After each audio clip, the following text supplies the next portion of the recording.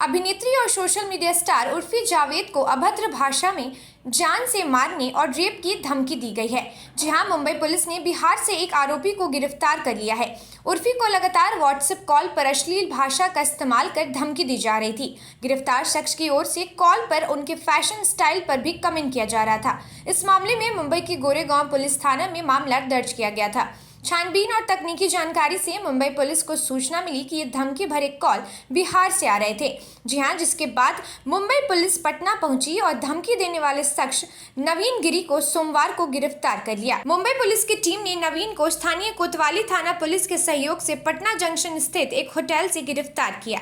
इस संबंध में खुद उर्फी ने इंस्टाग्राम के माध्यम से ये जानकारी दी थी कि ये शख्स 3 साल पहले उनका ब्रोकर था। अचानक इसने उन्हें मैसेज भेजना शुरू कर दिया, यहाँ तक कि इसमें उन्हें कॉल करके रेप और जान से मारने की धमकी दी थी।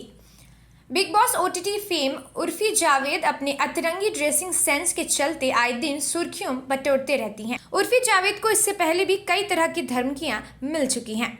ऐसी तमाम जानकारियों के लिए बने रहे हमारे साथ और देखते रहें न्यूज़ 17। धन्यवाद।